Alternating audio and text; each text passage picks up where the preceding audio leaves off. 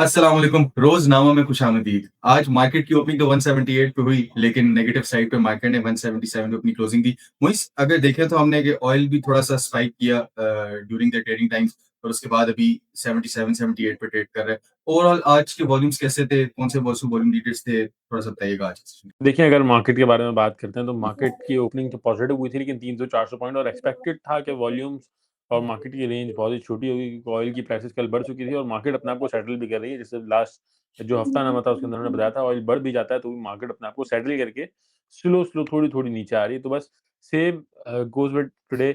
आज भी अगर हम मार्केट देखते हैं तो कल रात की ऑयल की क्लोजिंग $79 पर आई थी और उसके बाद जब सुबह मार्केट खुली थी तो $81 के पास, $82 तक ट्रेड कर रहा था। 80 से लेकर 82 ठीक है। तक ऑयल ट्रेड करा था। ऑब्वियसली कल की क्लोजिंग से $2 ऊपर आ चुका था। तो इस वजह से मार्केट के अंदर थोड़ा-सा प्रेशर था और मार्केट एंड टाइम पे मेजर सेलिंग आई। जब मैंने 12 बजे का मिड डे मूव भी बनाया, तब भी मार्केट में हुँ, सिर्फ 200 पॉइंट माइनस का लो लगा था और 600 पॉइंट पॉजिटिव साइड का लो लगा था और एंड टाइम ठीक पर है। मार्केट में सेलिंग आई और 177 का लो लगाया और तकरीबन 177 के पास ही मार्केट ने क्लोजिंग दे दी। जो मेन सेक्टर्स थे हमारे पास वो कमर्शियल बैंक माइनस साइड पर था, oil and gas exploration minus side पर था और अच्छी और मजे की बात ये है जो कल हम डिस्कस कर रहे थे पाकिस्तान स्टेट ऑयल पीएसओ को, तो उसके आज पॉइंट्स पॉजिटिव थे और सबसे ज़्यादा पूरी मार्केट के अंदर उसी के पॉइंट्स आज पॉजिटिव 70 थे, लेकिन 70 ही पॉइंट थे, लेकिन ओवरऑल अक्रॉस द बोर्ड इसके अंदर आज बाइंग रही है पीएसओ के अंदर। तो मार्केट वाज गुड। ऑब्वियसली ये वाले दिन आते हैं क्योंकि अभी साइडवेज पीरियड चल रहा है मार्केट का। जब सेटल हो जाएगी सारी चीजें, जंग खत्म हो जाएगी प्रॉपर्ली, तो उसके बाद हम मार्केट को प्रॉपर विथ वॉल्यूम चलता हुआ देखेंगे। आज के वॉल्यूम्स भी पिछले दिनों के मुकाबले कम थे। केसी 100 के अंदर सिर्फ 26 करोड़ के वॉल्यूम था आज। मुफीस, मैं जानना चाहूँगा थोड़ा-सा जैसे मोइज़ ने ऑयल का भी बताया और specific oil and marketing companies के अंदर पीएसओ में आज थोड़ी-सी बाइंग देखी गई। ऑटो सेक्टर की अगर हम बात करते हैं, तो इस बारे में थोड़ी-सी क्लैरिटी दीजिएगा कि मैन्युफैक्चरर्स ये कहते हैं कि ऑटो पॉलिसी डिले हो रही है। उस ऑटो पॉलिसी की डिले होने की वजह से ऑफ कोर्स जो इनवॉइसिंग है एचईवी और जो पीएचईवी है, इनके ऊपर सेल्स टैक्स के हवाले से मैन्युफैक्चरर्स को क्लैरिटी नहीं है कि 25% होगा या नहीं होगा, एक रूमर्स है मार्केट में। क्या इससे लिस्टेड कंपनीज़ की सेल्स पे कुछ इम्पैक्ट आएगा और इस बारे में थोड़ा-सा देखिए, अब ऑब्वियसली अगर डिमांड ज़्यादा इसलिए थी क्योंकि बहुत जगह पे प्राइस बड़ी अट्रैक्टिव थी। प्राइसेज़ अगर बढ़ती हैं, तो डिमांड कहीं न कहीं तो आपकी टूटेगी और डेफ़िनिटली जो सेल्स के नंबर हमने पिछली ऑटो पॉलिसी में देखे, उतनी एग्रेसिव शायद हम ना देखें। डिपेंडिंग ऑटो पॉलिसी किस तरह फ्रेम होती है और किस तरह फाइनलाइज़ होती है। जहाँ तक ये बात है, अभी तक जो बातें आ रही हैं, उसमें ये आ रहा है कि प्राइसेज़ प्रोबब्ली बढ़ जाएँगी, बढ़ सकती हैं हुँ, और 1-2 कंपनीज़ का तो ये आ रहा था कि वो इनवॉइसिंग पे प्रोबब्ली शायद पास करनी शुरू कर जी। दें या बढ़ा दें। तो अब जब तक ऑटो पॉलिसी फाइनल नहीं होती तब तक कुछ कह नहीं सकते, बट चांसेस ये हैं कि बढ़ भी सकती है। एंड यस, एक हमारे यहाँ एक तो रुझान है गाड़ियाँ खरीदने का, लेकिन ऑलरेडी पिछले 5 साल में इतनी ज़्यादा एग्रेसिव सेल्स हुई हैं कि अब हमें लगता है कि थोड़ा-सा फ़र्क पड़ सकता है सेल्स के नंबर्स पे। बहुत ज़्यादा नहीं भी पड़ेगा तो थोड़ा बहुत तो फ़र्क पड़ेगा। करेक्ट, बिकॉज़ मैन्युफैक्चरर्स भी ये कहते हैं कि 18% तक वो चाह रहे हैं कि सेल्स टैक्स हो जाए, बट देन अगेन 25% पे एक्सपेक्टेड है कि सेल्स टैक्स आएगा। मुझे जैसे ऑटो सेक्टर की हम बात भी कर रहे हैं, मुझे ने थोड़ा-सा बताया भी इस बारे में, तो मैं जानना चाहूँगा कि जो हमने जितने भी गैल की हमने कॉल दी थी या जो सेक्टर स्पेसिफिक हम बात करें साजियों की, क्या इनके अंदर हमने कोई वॉल्यूम्स लगते देखे हैं? ऑटो सेक्टर ने कुछ मेजर पॉइंट्स कंट्रीब्यूट किए हैं? अगर हम इस सेशन की बात करते हैं। देखिए, साज़गार तो इस वक़्त साइडलाइन हुआ हुआ है। लास्ट मंथ का जो डेटा आया था उसके बाद हमने देखा था कि एक दिन उसके अंदर अच्छी वॉलेटिलिटी थी, ऊपर-नीचे 2000 के ऊपर ट्रेड करा रहा था, लेकिन उसके बाद फिर अगेन साइडलाइन हो गया। जो मेजर इस वक़्त अट्रैक्टिव शेयर्स हैं ऑटो सेक्टर के अंदर वो जीएचएनआई और जीएएल हैं, जो आई थिंक 2 पिछले हफ्ते के अंदर, इस हफ्ते नहीं, पिछले हफ्ते हफ्तानामा के अंदर हमने डिस्कस भी किया था और गेल और जीएचएनआई मैंने बताया भी था टॉप पिक्स के अंदर था हमारी।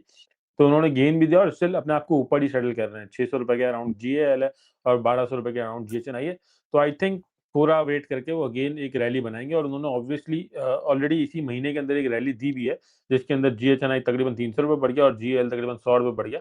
तो ऑलरेडी रैली दी है, उसके बाद थोड़ी-सी खामोशी और फिर अगेन एक रैली आ सकती है। और एक और मज़े की बात ये कि एचकार्ड का रिज़ल्ट इतना अच्छा आया, क्वार्टर की अर्निंग्स हुँ, बहुत शानदार आई, सेल्स बढ़ी हैं, ₹37 अरब रुपए की सेल्स हुई हैं, जबकि पहले 26 अरब की थी, उसके बाद भी कोई इम्पैक्ट नहीं हुआ। करेक्ट। तो इसका मतलब ये है कि ये पूरा सेक्टर इस वक़्त साइडलाइन की तरफ है। तो इनके अंदर हुँ। हाथ डालना आई थिंक थोड़ा-सा खराब हो सकता है, लेकिन जीएचएनआई और जीएल मुझे अट्रैक्टिव लग रहा है, तो स्लो नीचे अगर मिले तो एक्यूमुलेट कर सकते हैं। एक्यूमुलेट किया जा सकता है। मूवीज़ एक और चीज़ है, तो इसी जैसे मोइज़ ने रोज़नामा के अंदर भी और मिड डे के अंदर भी रिफाइनरी से रिलेटेड हमने तो प्रॉपर स्ट्रैटेजीज़ के साथ-साथ कॉल्स और स्टॉक्स भी बताए। थोड़ा-सा अगर हम इनके अपलिफ्टमेंट की बात करें तो पाक जो जितनी भी रिफाइनरीज़ हैं 47.7% जो है अपलिफ्टमेंट इनकी हो चुकी भी है। मैं स्पेसिफिक अगर बात करता हूँ तो अटक रिफाइनरी जिसको हम लीडर कहते हैं रिफाइनरी सेक्टर के अंदर 17.5% उसका शेयर बढ़ चुका है। ऑन द अदर हैंड जो पाकिस्तान रिफाइनरी है उसकी भी जो सेल्स हैं हम देखते हैं 33% ईयर ऑन ईयर अप हो चुकी हैं। क्या आप पीआरएल को एक फंडामेंटली साउंड स्टॉक कहेंगे डिपेंडिंग ऑन द सेल्स के लॉन्ग टर्म प्रोजेक्शन इसकी अच्छी हो सकती है? Sales is not the only metric जिससे आप कंपनी को फंडामेंटली सकते हैं। मुझे फंडामेंटली वो स्ट्रांग नहीं लगती पीआरएल, अगर आप पीआरएल की बात करते हैं। Yes, definitely there is always room for improvement, लेकिन कंपनी इतनी कोई बहुत अच्छी, मुझे उसकी बुक समझ नहीं आती कि बहुत फंडामेंटली हेल्दी है। बट यस, जब जब हम सेल्स की बात करते हैं, sale is not the only metric, क्योंकि आपके मार्जिन्स बड़े इंपॉर्टेंट हैं, कॉस्ट ऑफ सेल्स बड़ी इंपॉर्टेंट है, जो रिफाइनरी मार्जिन्स हैं, ग्रॉस रिफाइनरी मार्जिन्स, वो बड़े इंपॉर्टेंट है। तो बहुत रिफाइनरी मिक्स बड़ा इंपॉर्टेंट होता है, जो फ्यूल मिक्स है। बहुत सारे फैक्टर्स रिफाइनरी सेक्टर इटसेल्फ में प्ले अराउंड कर रहे हैं, फिर जो आपका मल्टीपल चल रहा है, उसके बाद आपकी अर्निंग्स किस तरह है। तो जस्ट एक सिंगल फैक्टर जो है सेल्स, बहुत सारी कंपनीज होती हैं जिनके सेल्स के नंबर बहुत अच्छे आते हैं, बट जब हम उनके नेट प्रॉफिट्स को देखते हैं तो वो बहुत थोड़े होते हैं because of the very small margin. तो आई थिंक जहाँ तक आपने बात की, सेल्स बढ़ना इज डेफिनेटली, क्योंकि हमारे यहाँ डिमांड है, और डिमांड इसलिए है कि हमारे यहाँ जरूरत है, तो डिमांड बढ़ती है, तो रिफाइनरी की भी एंड पेट्रोलियम प्रोडक्ट्स की भी। बट अभी जगह नजर आती है, अभी आई थिंक पीआरएल की बुक अगर आप बात करें तो उतनी फाइनेंशियली हेल्दी नहीं है जितनी लेट्स से अटक की है। Correct, I agree with this. Mukesh, geopolitical tension हम रोज ही डिस्कस कर रहे होते हैं वैसे, बट सिंस हमने देखा कि एक ऑयल में भी फ्लक्चुएशन चल रही थी, जैसे मोहित ने भी मिड टाइम के अंदर भी डिस्कस कर रहा था कि ये 80s के अंदर वापस गया और वापस ये 77 78 में आ गया। क्या ऐसा कोई इंपैक्ट आपको लग रहा है कि कुछ चीज ऐसी स्केरी हो सकती है कि ऑयल की प्राइसेस वापस शू कर जाएंगी, या it would be a comfortable week इसमें ऑयल 70s की रेंज में ट्रेड करे? अभी तो जो डिस्कशंस में पढ़ रहा था, उसमें एक तरफ ये था, कल तक ये था कि ईरान ने डिनाई कर दिया, फिर आज यूएस जो ट्रेजरी सेक्रेटरी थे उनकी तरफ से भी आया कि प्रोबेबली शायद ईरान के साथ आज के इसी डेट के अंदर विद इन अ डे और सो डील कुछ फाइनलाइज हो जाए रिगार्डिंग स्ट्रेट ऑफ हॉर्मुज, और स्ट्रेट ऑफ हॉर्मुज जो स्टेटस होगा वो रीओपन कर दिया जाएगा। सो लेट्स से, अभी तो बयानबाजी ही है और रोज ही हो रही है, इसलिए क्योंकि रोज एक चीज हो रही है, तो अब उसकी मार्केट्स भी अब आई थिंक इतना ज्यादा इम्पैक्ट नहीं ले रही, क्योंकि ऑयल भी अभी जब हम बात कर रहे हैं, हम शो के लिए बैठे, तो आई थिंक कुछ 77 78 पे डब्ल्यूटीआई ट्रेड कर रहा है, तो अभी तो नीचे है, और एसएनपी भी एक रिफ्लेक्ट कर रहा है कि पॉजिटिविटी दिखा रहा है because of the forward looking के कहीं ना कहीं ये नेगोशिएशंस बैठ जाएंगी। बट अगेन, अगर ईरान कोई चीज डिनाई कर देता है या कोई अटैक्स रिज्यूम हो जाता है, तो फिर आपका ऑयल स्पाइक कर जाएगा। सिर्फ इसी चीज पे चल रहा है। सो लेट्स सी, इस पे कहना कुछ कबल वक्त भी है और कुछ सर्टेन भी नहीं है, क्योंकि अंटिल एवरीथिंग इज फाइनलाइज, क्योंकि जो ट्रस्ट क्रेडिबिलिटी है ना, मतलब वो बड़ी डैमेज हुई हुई है कि एक इंस्टीट्यूशन ये बोलता है, एक मुर्गी ये बोलता है कि हमारी डिस्कशन चल रही, दूसरा बोलता है कि नहीं चल रही, तो ट्रस्ट फैक्टर बड़ा खराब हुआ है, जिसके से जो आपकी कमोडिटी वो बड़ी ज्यादा स्पेकुलेट हो रही है। करेक्ट। जैसे मुफीज ने बताया इन डेप्थ एनालिसिस ऑयल के दिए, मुझे मैं थोड़ा सा जानना चाहूंगा कि जब हम सेक्टर स्पेसिफिक बात कर रहे हैं, हमने रिफाइनरी सेक्टर को देखा अच्छा परफॉर्म करते हुए, हमने पहले उसके बारे में बता भी दिया, ऑटो सेक्टर के अंदर हमने स्पेसिफिक स्टॉक्स बताए, ऑयल एंड मार्केटिंग कंपनीज की बात करें, ऑयल एक्सप्लोरेशन की, जो कि पहले उस तरह नहीं चल रही थी, बट हमने कुछ हद तक देखा कि उन्होंने पॉइंट्स कंट्रीब्यूट किए। तो मैं जानना चाहूंगा कि ऑयल एंड एक्सप्लोरेशन के अंदर ओजीडीसी ने पार्टनर किया है कैनेडियन फर्म के साथ, जिससे ये एक पार्टनरशिप होगी, जिससे ये एडवांस फ्लो एश्योरेंस टेक के ऊपर काम करेंगे। मैं जानना ये चाह रहा हूँ कि ओजीडीसी कितना डाइवर्सिफाई कर चुका है और कितना फंडामेंटली ये चीज हेल्पफुल होगी ओजीडीसी को अपने मार्जिन्स और रिजल्ट्स को इंप्रूव करने में। देखिए, ऑलरेडी अर्निंग्स अच्छी हैं और आई थिंक अंडर वैल्यू मिल रहा है हमें ओजीडीसी भी, इवन पीपीएल भी। एक्सप्लोरेशन बहुत ज़्यादा कर रहा है, रेकोडिक के अंदर पार्ट है, और जो भी आपने मटेरियल इन्फॉर्मेशन बताई, तो उसका भी ऑब्वियसली इम्पैक्ट आना है अर्निंग्स के ऊपर। इस क्वार्टर में नहीं आएगा, इस साल में नहीं आएगा, लेकिन आने वाले 5 साल के लिए अगर हम देखें तो बहुत ज़्यादा कंपनी डाइवर्सिफाइड हो चुकी है, अलग अलग जगहों से कंपनी की अर्निंग्स आनी है, हर क्वार्टर में पे आउट करती है, तो इन्वेस्टमेंट के लिए तो अच्छा है। अब मसला ये है कि इसके अंदर वॉल्यूम्स अच्छे लगते हैं, क्योंकि शेयर बहुत ज़्यादा है मार्केट के अंदर इसके, और बड़ी कंपनी है, $1 बिलियन से ऊपर की कंपनी है, तो इस वजह से लोग जो है वो माड़ी को ज़्यादा प्रेफर करते हैं। माड़ी एक छोटी कंपनी है, उसका शेयर थोड़ा बड़ा है, डिविडेंड थोड़ा ज़्यादा देती है, परसेंटेज वाइज तो कम देती है, लेकिन जो अच्छी बात हमने पहले आई थिंक मुफीज और हमारी डिस्कशन भी हुई थी इसी शो के अंदर हमारी, कि ओजीडीसी बेहतर है या फिर माड़ी बेहतर है, तो हमने कहा था कि लॉन्गर रन के लिए किसी को रखना हो तो वो माड़ी इज अ गुड पिक, और अगर शॉर्टर टाइम फ्रेम के लिए रखना हो तो OGDC is a good pick. तो स्टिल ओजीडीसी बाइंग जोन के अंदर ही, तो बाय कर सकते हैं ओजीडीसी को। एब्सोल्युटली, ये स्पेसिफिक स्टॉक्स तो हम बताते हैं, बट अगेन जब आप मार्केट में एंटर करते हैं, आप एक न्यू एंट्रेंट हैं, इवन अगर आप एक सीजनल इन्वेस्टर हैं, स्टिल एक बड़ी इंपॉर्टेंट चीज होती है कि आपका पोर्टफोलियो में डाइवर्सिफिकेशन बड़े ठीक तरीके से होनी जरूरी है।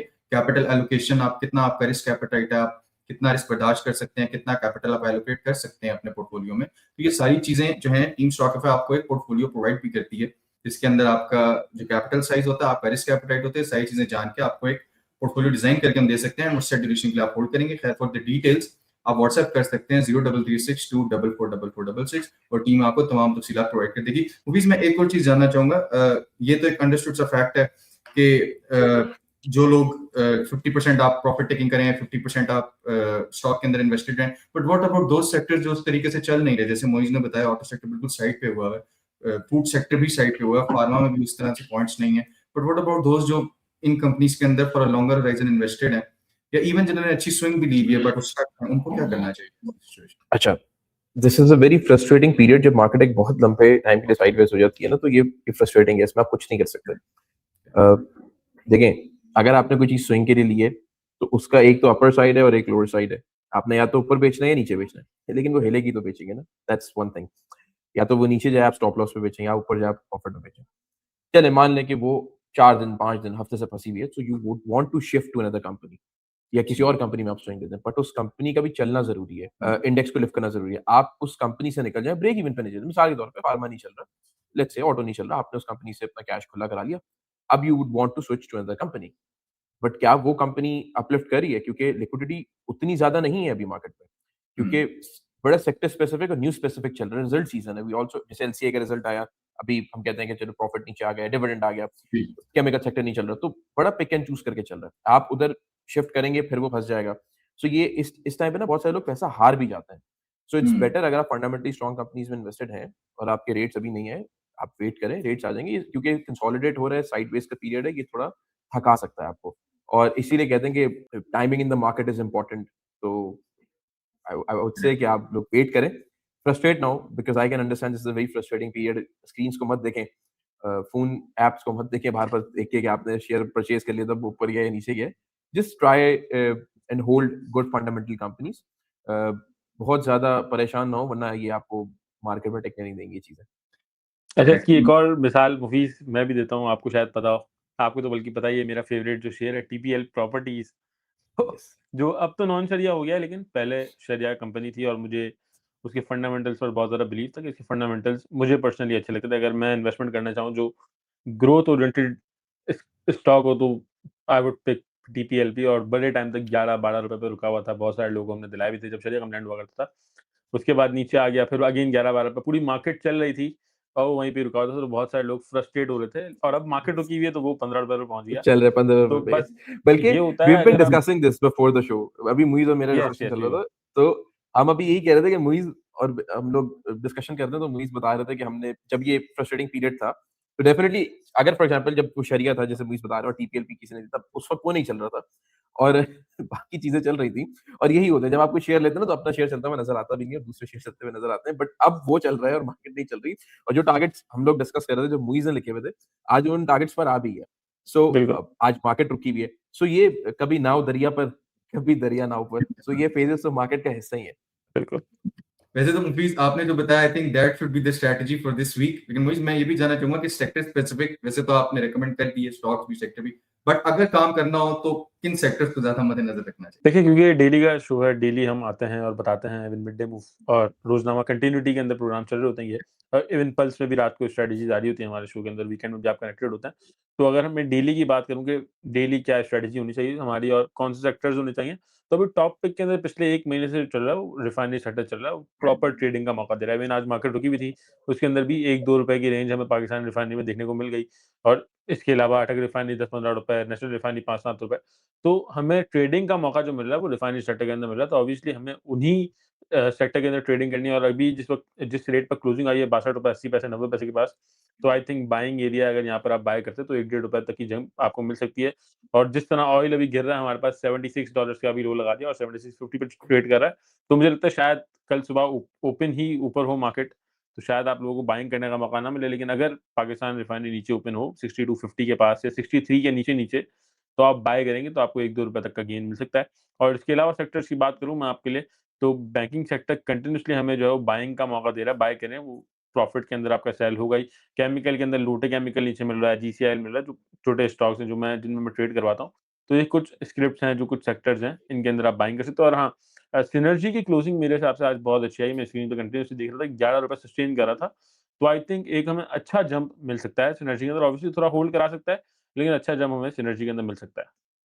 बिल्कुल ठीक है। हम वैसे हमारे शोज भी आ रहे होते हैं, इसमें कॉन्टिन्यूसली कोई भी अगर अपडेट होगी या कुछ भी होगा स्ट्रेटजी, तो हम आप लोगों को बारह बताते रहेंगे। और अगर कुछ रह जाए तो वो व्हाट्सएप चैनल या हमारे मीडिया प्लेटफॉर्म्स के थ्रू आप लोगों को इन्फॉर्मेशन भी पहुंचेगी। बाकी आज का शो आपको कैसा लगा ये कमेंट्स में जरूर बताइएगा, और नई अपडेट्स और एनालिसिस के साथ आपसे मुलाकात हुई कल रोजनामा की नेक्स्ट एपिसोड में। तब तक के लिए मुझे और मेरी टीम को इजाजत दीजिए। अल्लाह हाफिज। है।